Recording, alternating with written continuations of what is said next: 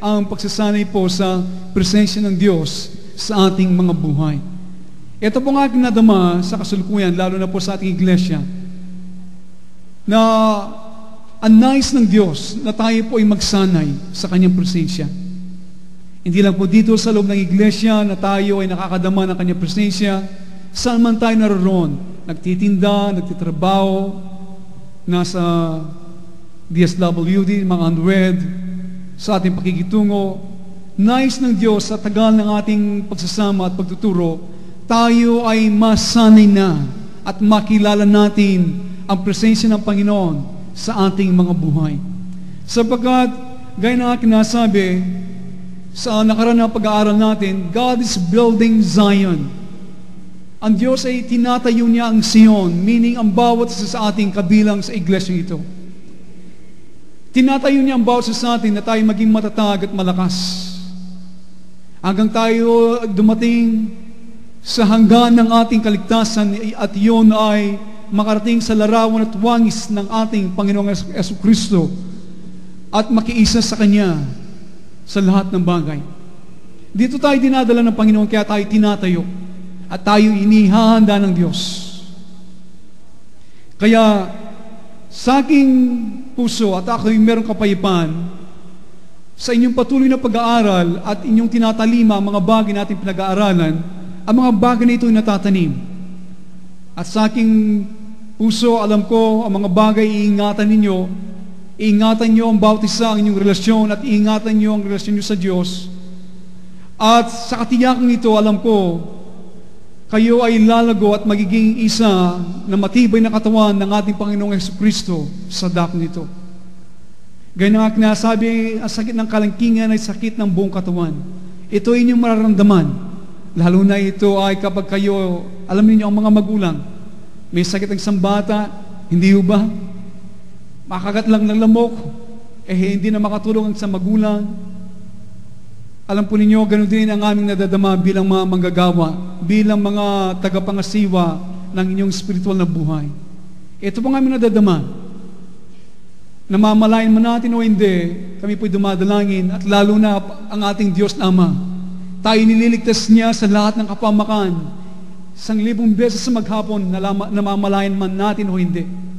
Kaya, sa umagang ito, nais kong basahin muli ang ating binasa sa Revelation 3:18. Sinasabi, nais ko pong ulitin ito, sinasabi, I counsel thee to buy of me, sabi ng ating Panginoon, gold tried in the fire, that thou mayest be rich, and white raiment, that thou mayest be clothed, and that the shame of thy nakedness do not appear, and anoint thine eyes with eye salve, that thou mayest see. Iyan ang nais ng Panginoon nating bilhin. Sapagkat ang mga bagay nito ay sinubok ng Diyos. At nais niya tayong damitan, nais niya tayong maging mayaman sa kanyang karanasan at presensya. Hindi mga bagay na mga material, magginto at damit.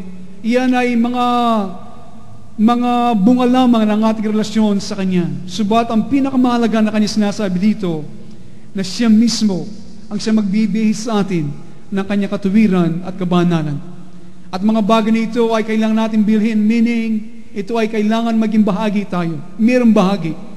Kailangan tayong humakbang, gumawa at sumunod sa Kanya. Kaya ilan po mga bagay natin napag-usapan. Kaya sa pagpasok po sa presensya ng Panginoon, sa ilang mga bagay natin napag-usapan sa buhay po ng lingkod ng Diyos sa nakaraan na mga siglo, ang aking pong binagi si Brother Lawrence, ito pong ilang mga bagay na kanyang ibinahagi sa kanyang pagsasanay sa presensya ng Panginoon. At ito po ay at ito po ang aking binabahagi sa inyo. Sinasabi sa atin, alam po ninyo, yung pong last message natin, ipakitape po ninyo o mag-avail kayo sa ating tape ministry at pakinggan ninyo. Sapagkat gaya na aking nasabi, ang presensya ng Panginoon ay dapat maging tunay. At dapat kayo masanay. Sapagkat pagdating natin sa iglesia, sama-sama na tayo. Hindi na problema na kailangan pang paikutin at kailangan munang bombahin kayo para magpuri, taas ng inyong mga kamay, kundi handang-handa tayo sa Diyos kapag tayo po ay nagsasanay na sa presensya ng Panginoon. So sa ating po pagsasanay sa araw-araw, sa ating paglapit sa Diyos, sa ating pong pamamaraan na paglapit sa Kanya, isa pong bagay na aking dinidin, okay? Ang bahagi po ng sinasabi kong renouncing, yung pong pagtatakwil. Ito pong sa mahalagang bagay ng ating paglapit sa Diyos sa pagsasanay. Sana po, once and for all, okay, itakwil po natin ang anumang mga bagay na hindi magdadala sa atin at magpapalapit sa Diyos. Takwil natin. Ano man, mga bagay na ito, sa bawat oras, sa bawat segundo na mayroon sabi ng Panginoon sa iyong kaisipan, naglalakad ka, nagluluto ka, Panginoon, nakapag-isip po ako ng masama. Tinatakwil ko ang bagay na ito. Nag-inakit ako, Panginoon, patawarin mo ako. Tinatakwil ko ito. Yan po nice ng Panginoon. Lahat ng mga bagay na hindi magdadala sa atin sa Diyos, kagad itakwil ninyo sa inyong puso. Sapagkat yan po magiging sagabal, magiging dikiyan, na kayo'y maghahadlang sa biyaya ng Diyos na makalabas sa inyong mga buhay. Kaya sa ganito pong pamamaraan, tayo po ay may involve sa patuloy na pakikipag-usap sa Kanya at sa simpleng pakikipagbahagi sa Kanya. So, ano pong dapat natin gawin para ating marating ito at tayo mawala sa presensya ng Panginoon? Gaya na aking nasabi, we must love the Lord with a single eye. Kailangan natin mahalin ang Panginoon na iisang puso. We must renounce, forget, and forever lose sight of self. Gaya ng ating napag-aralan. Tuluyan na nating mawala ang ating mga sarili. Yan po ang aking dalangin na kayo makarating na kayo ay mawala na ang inyong paningin sa inyong mga sarili. Take part with thee and shine, O God, sana itong ating dalangin, against ourselves and ours. Makibahagi ka sa aming Panginoon, sa pakikipagbaka, okay? Laban sa ating mga sarili. Kasama siya. Para siya po ay magnigning. Para po, we no longer have any will, glory or peace, subalit yung lamang mga galing sa Kanya. So in a word, we must love thee without loving self, except in and for thine alone. Amen? The presence of God. Ano po yung sinasabi nating presence of God? Yung presensya ng Panginoon. The presence of God is the concentration of the soul's attention on God, remembering that He is always present. Ito pong isang kahulugan ng pagsasanay o yung presensya ng Panginoon. Yung pong nakakonsentrate ang ating buong kaluluwa. Kapag ang kaluluwa ay ating sinasabi, ang kaluluwa natin ay may tatlong bahagi. Ang kaluluwa natin ay nandiyan ang inyong kalooban, ang inyong intellect, at ang inyong emotions. So, kailangan po, ang presensya ng Panginoon, ang ibig sabihin nito ay concentration ng ating kaluluwa, ng ating intellect, ng ating emotions. Okay, ng ating kalooban. Soul's attention on God, sa Diyos. Inaalala natin na siya'y laging kasama natin. Amen? Amen? So by dwelling in the presence of God, kapag ito po yung ating ginawa, tayo nananahanan sa presensya ng Panginoon, ang mangyayari po sa atin, tayo makakagawa ng matamis na komunyon sa Diyos sa pamagitan ng Kanyang Espiritu Santo na nananahanan sa atin. Without much effort, wala pong ganong pagpapabagal, ang mangyayari po kapag ganito ang ating kalagayan, makakarating tayo sa kapahingahan at kapayapaan ng Diyos. And in this rest, ay mapupuno po tayo ng pananampalataya na ang gagawin po ng Diyos, He will equip us to handle anything that comes in our way. Kaya kapag tayo po'y nasanay sa ganitong kalagayan, sa pagsasanay sa presensya ng Panginoon, dadalhin tayo ng Diyos sa isang kapahingahan at tayo po'y mapupuno ng Kanyang pananampalataya. At tayo po ay bibigyan ng Diyos ng kakayahan na ating pong maiharap o harapin ang anong mga bagay na dumarating sa ating mga buhay. This is what we call the actual presence of God, which includes any and all kinds of communion a person who still dwells on the earth can possibly have with God in heaven. Ito po ay para sa atin. Okay? At times po, minsan, you can live as if, gaya ng aking nasabi, no one else existed on earth but Himself and God. Saan na dumarating tayo sa ganitong punto? And I know it will take us time. Ang mahalaga, habang tayo nagpupunyagi, ang ating buong kaisipan ay sinasanay natin sa presensya ng Panginoon. Kadalasan, gaya ng ating nasabi, kahit lang kanina nagpupuri tayo, sumasamba, minsan ang ating kaisipan ay nasan? Sa pagluluto, yung mga bagay na gusto natin gawin, okay? At yung iniisip na natin mamaya, naglalakbay sa buong sanglibutan. Subalit dito, habang tayo nasasanay sa presensya ng Panginoon, darating ka sa puntong parabagang ikaw ay nabubuhay at ikaw ay nabubuhay parabagang kayo na lamang dalawa sa buong sanglibutan ito. Dito tayo nais dalhin ng Panginoon at ito po'y napakasarap. Gaya ng aking nasabi at lagi kong ginagawa sa tulong ng Panginoon at hindi po madali, ngayon pa lamang sa iniisip ko, kasama ko ang Panginoon nangungusap sa inyo. Kasama ko siyang humakyat, kaawak ang kanyang kamay, inihipo ang inyong mga puso. Okay? Yan ang aking pananaw at nasanay ako sa ganitong pagsasanay at kaisipan sa puso sa Diyos. Kaya, meron akong nadadama, lumalayo yung aking kaisipan, pero sa ilalim ng aking kaluluwa, nandoon ang pag-ibig at katunayan ng aking Panginoong Jesucristo. Kaya, you must lovingly speak with God wherever you go. Buong pag-ibig na tayo po ay makipag-ugnayan, makipag-usap sa Diyos. Asking Him for all your needs. Hilingin ninyo sa Kanya ang lahat ng inyong pangangailangan. At pagtapos magdiwang tayong kasama Niya sa 1,000 mga pamamaraan na Kanyang ginagawa sa ating mga buhay. Amen?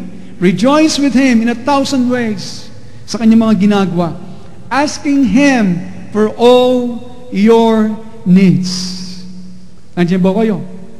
Kailangan po yun. Akala natin, hindi ba abuso sa Panginoon yun? Hindi ba nakukulitan ng Panginoon? Hindi po. Yun po ang gusto niya. Nandiyan ba kayo?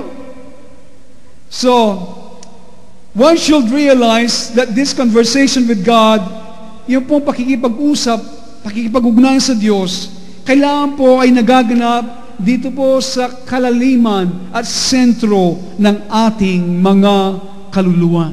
Amen? Nandito po siya. Gaya ng aking nasabi, He dwells in the recesses of our being. Yan po ay dapat alam ninyo. Dapat ito'y matanim sa inyong puso. Pastor, paano alam laging Panginoon nasa aking puso? Paano alam siya nasa aking puso? Paano mo alam? Alam po ninyo. Buhay ba kayo? Opo. So, kung buhay tayo, meron kayong pananampalataya. Hindi ba? Ang pananampalataya, meaning, kayo po ay sumasampalataya, nagtitiwala na siya nasa inyong puso. At ang basihan, sinabi niya, siya'y mananahan sa ating mga puso. Ang pananampalataya, yan po'y tumatagos. May nadadama ka o wala, alam niya. Alam niya. Mamaya po, pag uwi ninyo, alam ninyo, meron kayong bahay, hindi ba? Oh. Uuwi kayo, pumunta kayo doon, kahit hindi nyo nakikita, may bahay kayo doon. Inupahan man o nasa sa inyo, nandun kayo. Yun po. Alam niyo, nandito ang Panginoon, nananahan siya sa templong ito ng ating mga puso. Amen? So, dito po siya makikipag-ugnayan. Dito siya maghihintay. Dito siya mangungusap. Kung pakikinggan natin siya at bibigyan natin siya ng puwang at panahon sa pakikinig sa Kanya. Amen?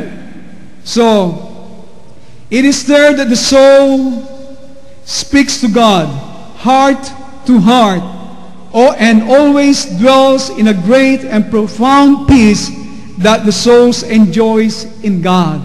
Yan pong nais ng Panginoon, na dito po sa kaluluwa natin, ang Diyos ay mangungusap sa atin. Ang pangungusap po ng Diyos ay puso sa puso.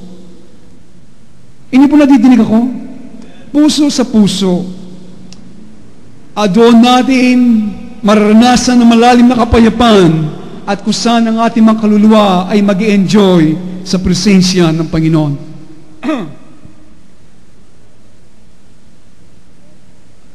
The trouble, ang mga kaguluhan po na nangyayari sa sanglibutan, yan po ay magliliyab kapag ito ay dumating. Kapag kayo ay nasanay sa harapan ng Panginoon. Kapag ito dumating sa ating buhay, para bang isang straw na dumating na parang nasusunog na lamang kapag ito dumapo sa ating mga puso.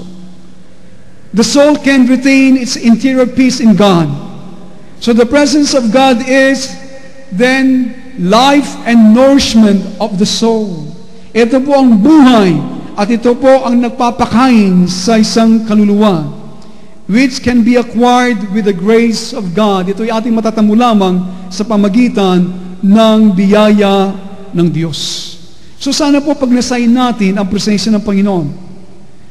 Kaya nga aking dalangin, sana at all times, at every hour and every minute, sana sabihin natin, I drove out everything out of my spirit that might take me from the thoughts of God. Sana para po tayo ay maging tuloy-tuloy sa lahat ng panahon, sa bawat oras at bawat minuto, ilalabas natin, tatakwin natin ang lahat ng mga bagay sa ating spirito na maglalayo sa ating kaisipan sa Diyos. Amen? Alam po ninyo, kailangan ang pagsasanay, practice, para atin pong matamo ang spiritual na buhay nito. Amen? Alam niyo po, ang aking ginagawa ngayon, ito na pong buhay eh. Dito na pong sinasabi where the rubber meet the road. Dito na po na ang lahat ng mga bagay dapat dito na masumpungan. Ito na ang pagsasagawa sa lahat ng inyong nadidinig. Amen? So these are the practice po necessary, no? Pag-usapan po natin sa ilang mga minuto. Mga pagsasanay na kailangan para ang ating matamo ang presensya ng Panginoon sa atin. Number 1, the most holy and necessary practice in our spiritual life is the presence of God. That means finding constant pleasure in His divine company. Kaya po mahalaga, kaya po nakakasumpong ng palagian, kasiyahan sa kanyang banal na presensya. Kailangan po, kaya minsan nagtutuyo tayo sapagkat siguro, you don't enjoy the presence of God. Kailangan po, you enjoy. Nakakasumpong ka ng kasiyahan sa kanyang company, sa kanyang pakikisama sa iyo. Alam po ninyo, ang aking dalangin tago ninyo mga bagay nito sa inyong mga puso. Sa inyong pakikiusap sa Kanya, makiusap ka na buong pakumbaba, buong pag-ibig sa Kanya, sa lahat ng panahon, sa bawat minuto, without limiting the conversation in any way. Huwag mong ilimitahan ang iyong pakikipag-usap sa Kanya. Okay? Ito po ay, especially po, ito ay mahalaga sa panahon ng temptation, sa tukso, sa kalumbayan, kalungkutan, sa inyong separation from God, and even in times of unfaithfulness and sin. Ang mga bagay ito ay kailangan pong maranasan natin. Pangalawa, na pagsasanay na dapat nating gawin para matamo ito, we must try to converse with God in little ways while we do our work. Nandiyan po kayo? Kailangan po, we must try to converse. Kailangan po tayong makipag-usap sa Diyos sa maliit na mga pamaraan habang tayo ay nagtatrabaho. Ano man po ang ating ginagawa. Even a little statement, even a little praise. Not in memorized prayer, okay? Hindi po yung memorized na prayer ninyo. No. Rather, we should simply reveal our hearts as the words comes to us. Basta sabihin lang po ninyo habang nagtatrabaho kayo, Panginoon, tulungan mo po sa trabaho ito. Hindi ko kaya. Then, trabaho na naman. Panginoon, ang aking pong kabiyak, ganito siya. O, Panginoon, ano mang ginagawa mo? Just a simple word. Yan po ay mahalaga na sa Panginoon. Number 3, we do everything with great care. Okay, dapat gawin natin lahat ng mga bagay ng buong pag-iingat, avoiding impetuous action. Okay, ingatan po natin ito sa buong maghapon. Yung po mga gawa natin na mapupusok, yung pabigla-bigla. Bakit po? these are evidence of a disordered spirit. Iwasan po natin ang ganito mga bagay. Ingatan ng buong ingat. Yung pong ingatan natin na tayo po ay walang magawa na mapupusok tayo, pabigla-bigla tayo, okay? Yan po ay ebidensya ng Espiritu ay walang kaayusan. Magulo ang ng Espiritu. So God wishes us to work gently, calmly, and lovingly with Him. Kaya naman pong trabaho ninyo, nais po ng Diyos na kayo ay magtrabaho kasama niya ng buong banayad, kainaunan, may pag-ibig sa Kanya. Hindi ba napakasarap noon? Ano mga ating ginagawa? Nagluluto ka, okay? Nagsasermo ka sa mga bata, kasama yan eh. Nandiyan ba kayo? Asking Him to accept our work. Tanggapin mo, Panginoon, ang mga gawang ito sa iyo. Ang mga nweda, I don't know how this apply to you, okay? Pero sa inyong relasyon sa bawat isa, kailangan ito. Wala na akong madidinig na ipangunot kayo, okay? Now, but this continual attention to God, we will resist the devil and cause him to flee from you. Amen? Sa patuloy po na ating patuloy na kinikilala natin ang presensya ng Panginoon sa ating mga buhay, tayo po ay matututong itakwil, labanan ng dyablo, at siya po ay lalayo sa atin. Amen? Amen? Praise God. So, whatever we do, even if we are reading the Word or praying, we should stop for a few minutes as often as possible to praise God from the depths of our hearts, to enjoy Him there in secret. Yun po'y mahalaga. Okay? Na ano po nga ating ginagawa? Nagbabasa ng Biblia, nananalangin. Kailangan po tayo po ay magbigay ng panahon na ilang mga minuto na tumigil. As often as possible. Paano pong gawin natin kapag tayo tumigil? Nagbabasa ng Bible, nagpupuri sa loob ng kwarto, o naman yung ginagawa, tumigil tayo. Okay, ang dapat natin gawin, magpuri tayo sa ingbuturan ng ating mga puso para enjoy ang kanyang presensya, sikreto sa loob ng ating mga puso. Amen? Ito ba yun yung nagagawa? Panginoon, sabihin niyo sa Kanya, nais ko maranasan sinasabi ni Pastor. Nais kita ang iyong presensya sa aking buhay. Amen? Alam po ninyo, kapag yan buong puso sinasabi niyo sa Panginoon, iyan po yung mangyayari. Kaya lang may bahagi kayo. Kailangan tumitigil kayo. Saan naman ginagawa ninyo? Meron panahon ng pag-retreat na para makinig. Okay? Magpuri sa Diyos dito sa inyong puso. Sa sikreto siya nakakalamat kayo. Amen? Since you believe that God is always with you, kayo ba naniniwala ang Diyos ay lagi sumasa atin? Okay, so no matter what you may be doing, why shouldn't you stop for a while to adore Him? Kung siya laging kasama natin, ano mga ating ginagawa, bakit po hindi tayo tumigil at pagkatapos siya ating sambahin sa kaimbuturan ng ating mga puso? Amen? Amen? To praise Him, to petition Him, umingi tayo sa Kanya, to offer Him your heart, and to thank Him. Ihandog mo yung puso at pasalamatan siya. What could please God more than for us to leave the cares of the world temporarily in order to worship Him in our spirits? Ito mo lagi naman na aking puso. Na siya mabigyan ng kasiyahan. At mabigyan sa kasiyahan, yung pong iwanan natin ang pagsamantalamang kabalisan ng sanglibutan ito. Para ano po? Para sambahin siya sa ating mga puso. Kasi po nangyayari sa atin, tayo masyadong nahapo sa kabalisan, the cares, ang pangangailangan ng sanglibutan ito. Iwan niyo po sandali yan sa inyong puso. Okay? Nagdi-drive ka, nagmamaneho ka. Kahit nagmamaneho ka, pwede pong gawin ito, iwanan mo, mag-withdraw ka dito sa puso mo. Isipin mo ang Panginoon at sambahin mo siya sa iyong puso.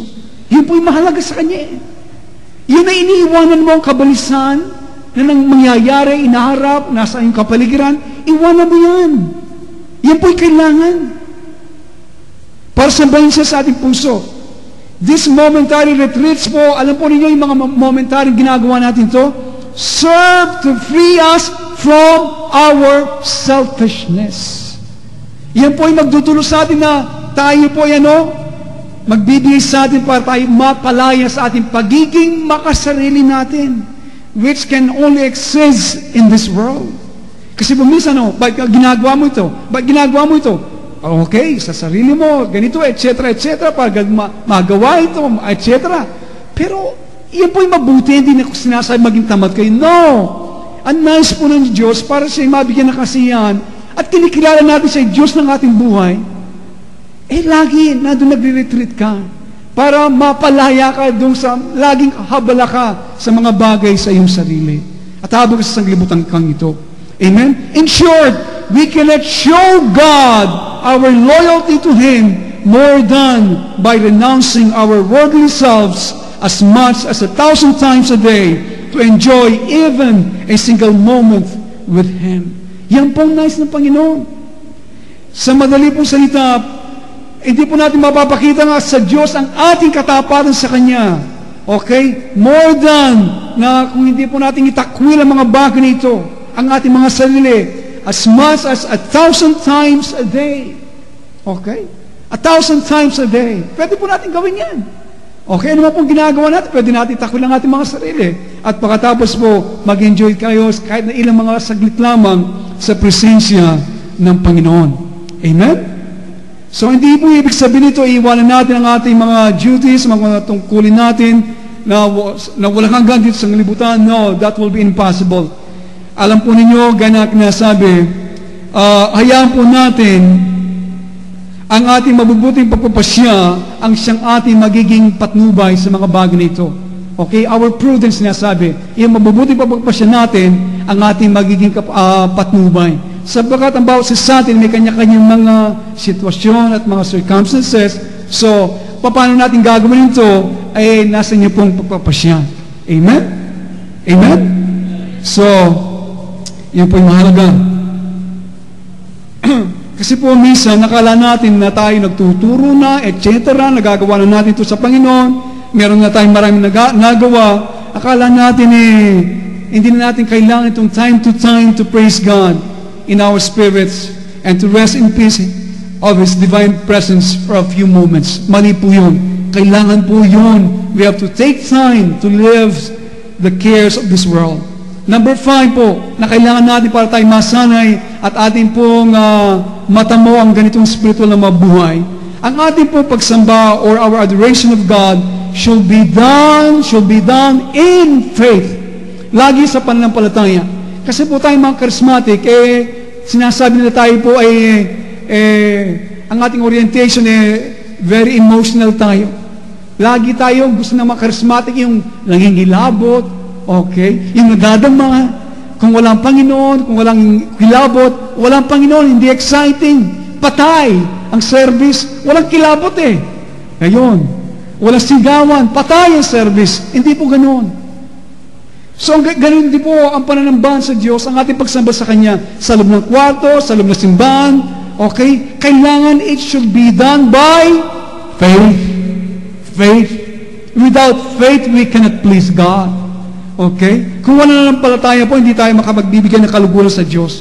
Believing that He really lives in our hearts. Maniwala kayo na siya po ay nananahanan sa inyong mga puso. And that He must be loved and served in spirit and in truth. Yun po dapat siyang mahalin at paglingkuran sa pamagitan ng Espiritu at katotohanan.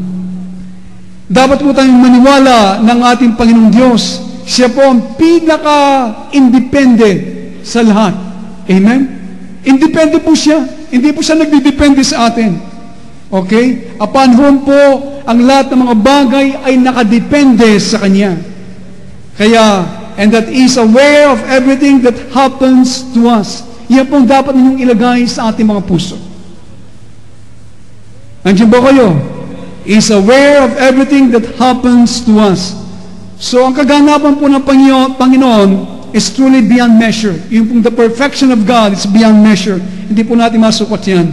Sa pamagitan po ng Kanyang walang hanggang kagalingan at kadakilan, siyang ating nagiging manlilikha at tagapagligtas. Ito po ang Kanyang magiging kalagayan So, He has the right to possess us and all that exists in both heaven and earth.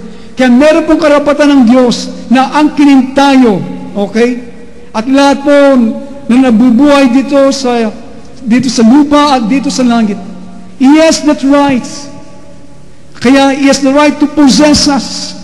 Kaya ang aking pagdalangin sa Panginoon each moment, Lord, possess me. Envelope me with your presence. Angkinin mo ko, Panginoon, ng iyong presensya. Palagiran mo ko ng iyong presensya like a shield, katulad ng sangkalasag.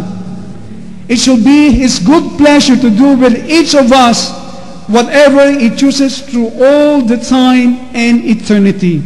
Taglay niyo po ang ganitong kapangyarihan. Na tayo po ay magpasakop sa Kanyang anumang kagustuhan niya nais niyang gawin para sa ating mga buhay sa buong kapanahunan at sa walang hanggan. Because of all He is to us, we owe Him our thoughts, words, and action. Let us earnestly endeavor to do this. Kaya utang natin po sa Kanya, okay, ang lahat ng ating kaisipan, ang ating mga salita, at ang ating mga gawa. Panganim, ako po'y magtatapos na, we must carefully examine ourselves to see which virtues we are in most need of. Kayo ba ay nagkaroon ng pagsusuring ganito? Kayo ba ay buong ingat ninyong sinuri o kayo inyong mga sarili para makita kung saan, anong mga virtues, mga kabutihan, mga kabaitan, kung saan kayo nangangailangan na lalo? Which we find the hardest to acquire. Ano po kaya mga asal natin, mga ugali natin? Mga kabutihan na kung saan pagkatapos suriin mo na maingat ang iyong sarili, saan ka nakukulang? We should also take note of the sins that we most frequently fall into and what occasion often contribute that fall. Kailangan po namin tignan ano po yung mga kasalanan, okay, na kadalasan na tayo po nahulog. At ano po ang mga pagkakataon at mga okasyon na nagdadagdag sa ating pagbaksak nito sa atin. Yan po dapat natin malaman sa inyong pagsasanay sa presensya ng Panginoon, sapagkat kung ito ay hindi natin ginagawa bilang mga bahagi natin, hindi natin maiging at sinusuri ang ating mga sarili, alam po ninyo, mapapalayo tayo sa presensya ng Panginoon. Ako po nag-iisip kaninang umaga, Panginoon, ano po kayong mga bertud? Ano po kayong mga kabaitan, mga kabutihan na hinahanap mo na aking kailangan na para sa akin nakita na napakahirap na aking mata mo at matanggap. Ano po kaya yon sa inyo? Pagsasalita ng tama, na may paggalang, o ang pagsasalita mo ay laging may kasinungalingan? O ang iyong kamay ay hindi mo magawa ang kalooban ng Panginoon at puso? Ang tiyan natin, pagdating sa kusina, gusto mo ikaw lahat ang kumakain, hindi mo tinitira ang kasama mo.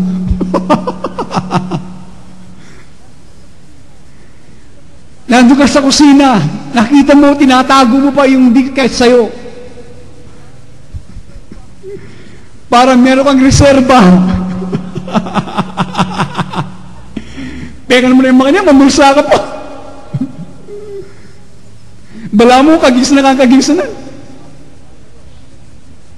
Nandiyan ba kayo? Yan po yung ano po kayong mga bertud na nandiyan ang mga kahinaan natin. Yan po yung mga pagpipigil sa sarili. At yung katakawan natin. Obvious sa akin. Nandiyan ba kayo? Alam po ng Diyos ang lahat ng bagay. Amen? Amen? So, ano pa kaya? Yung mga kasalanan, we must take note, no? Yung mga kasalanan na kadalasan lagi kayo nahulog. At ano po yung mga okasyon naman na nako-contribute na kayo nahulog doon? Suriin po ninyo. Hello? Ano po yung kadalasan kasalanan na gagawa ninyo? Kapag kayo nag-iisa, isipin ninyo. Pagkatapos ano po yung okasyon na yun, bakit nahulog ka sa kasalanan na yun? Ingat siya nga naman. Puwatay kang dili. Na ano kayo manyaman pamangan. Alay, pastor, akong dili. Gawa ko yung buli ko. Alam mo nakit? Ano kaya? Yung okasyon na yon, okay, yun ang kadalasan nagdadagdag para kayong mahulog. Kung kapag alam mo, mayroong mga okasyon, mga bagay na ganito, nahulog ka doon, ang ibig sabihin, iwasan mo, dalhin mo ang presensya ng Panginoon. Kapag alam mo na, ikaw nagdidili-dili ka na naman, o nagbabanay sa iyong mga mata, sa iyong tiyan, sa iyong isip, Panginoon, nandito ka, kasama kita. Ayun. Kapag lagi mo kinikilala ang Panginoon sa iyong presensya, as sinasabi ng Biblia, ayun, you will resist the devil and he will flee from you. Kasama ang Panginoon eh. Mga simple, down to earth, where the rubber meet the road, ang mga bagay na ito. Simple, subalit kadalasan, hindi natin sinusuri ang ating mga sarili. Examine. Kaya, whether you are in the faith, sinasabi ni Pablo, kung kayo nasa pananampalataya pa, o pananampalataya ng iyong tiyan. Kaya pag luwala natin kayo, nakatapang regulat siyan. Nandiyan ba kayo? Kaya mga kaibigan, ano po kaya? Kadalasan nahulog tayo. Tignan niyo mabuti. Kayong dalawa lang, pagkatapos, nasa dilim, anong dapat mong gawin? O kaya, nandito ka na naman, alam mo, dito ka mahina, anong dapat mong gawin? Kaya nandito po, suriin mo mabuti. Kaya, ang gawin natin, in our times of struggle with these areas, that we can go before God with entire confidence and remain firm in the presence of His divine majesty. Yun po ang dapat natin gawin. Sa panahon po ng ating pagpupunyagi, sa mga areas na ito sa ating mga buhay, we can go before God. Meron pong tiwala, confidence, na tayo ay manatiling matatag sa Kanyang presensya. Mangilabot ka, ole, you know you are in the presence of God in your life. Amen? Amen? Palakpakan po natin, Panginoon. Lord, we worship you. We humble ourselves before you. Now, in humble adoration, we must confess to Him our sins and weaknesses, lovingly asking for the help of His grace in our time of need. In this way, we will find that we can partake of all the virtues found in Him, even though we do not possess one of our own. Okay? Yan po mahalaga, buong pagsamba na ating ipahayag ang ating mga kasalanan at mga kahinaan, at buong pag-ibig na ating hilingin ang Kanyang tulong at biyaya sa panahon po ng pangangailangan. Sa ganitong pamamaraan, ating masusumpungan at makikibahagi po ng mga bertud at kabutihan na masusumpungan lamang sa Kanya. Alam po natin, tayo walang taglay kahit na iisa nito. Kaya sambahin po ang Diyos sa Kanyang kabutihan. Amen? Tayo po lahat ay tumayo. Let's all stand up. Thank you, Jesus. Thank you, Jesus. Hallelujah. Panginoon, marami kaming nadidinig sa iyong mga salita sa nakaraan ng mga dadakilang mga bagay, spectacular things, about the latter rain, the double portion of Thy Spirit, about the great tribulation, Lord, that's about to come. Ang mga bagay, mga kapigatian, mga bagay na ito, O Diyos. Ang maraming mga dakilang mga bagay na pahinto kung mangyari sa buong sanglibutan. O Diyos, ang lahat na ito ay hindi namin malalampasan at maranasan. Maliban, Panginoon, ang katunayan ng iyong presensya ay hindi tunay sa aming mga buhay. The presence of God. Panginoon, tulungan niyo po kami to cultivate your presence in our midst. Your Spirit, Lord. Help us, Lord, to recognize it, to walk in your Spirit, Lord, so that we will not fulfill the lusts of the flesh. Tulungan mo kami pang lumakas sa patnubay ng Espiritu Santo para, Panginoon, huwag po kami lumakas sa dikta ng aming mga laman. Kaya, Panginoon, may umaga, help us, Lord. Help us, Lord, na magsanay sa iyong presensya. Magsanay kami sa iyong presensya, Panginoon. Concentrate, O Lord, our whole being, our soul's attention sa inyo, Panginoon, remembering that you are always present, Lord, in our hearts and in our midst. We love you so much. We humble ourselves before you. Remove a disordered spirit in our hearts. Remove a disordered spirit in our hearts and lives. Alisin mo, Panginoon, ang spirito na pagpapigla, mapusok, Panginoon, lalo na, Panginoon, sa nais mo, ikaw ay kumilos na kasama ka, na may inaon, pag-ibig, Panginoon, banayad ang iyong spirito. Help us, Lord, to recognize you each moment. Help us to walk by faith. Lumakad sa pananampalataya. Nagtitiwala, Panginoon, na kami ngayon buong pagkatao ay nakadepende lamang sa iyo. You are the most independent one. So help us, Lord. You are the Lord. You are the Savior. You have the right to possess us, Lord. Possess us right now. Panginoon, angkinin niyo po kami ng iyong presensya. Kaya, Panginoon, we open to you our hearts. We open it to you, Lord. Come, come in your power, in your majesty. Sa inyong kapangyarihan, Panginoon, sa inyong kadakilan. We welcome you with all our hearts. Lord, we humble ourselves before you. Forgive our sins. Forgive our sins. Lord God, I commit to you my brethren. I commit them unto you. Gawin mong tunay ito sa kanilang mga buhay. Help them, Lord, to acquire this spiritual life, Lord. Help them, Lord, to practice your presence. For thine is the glory and honor.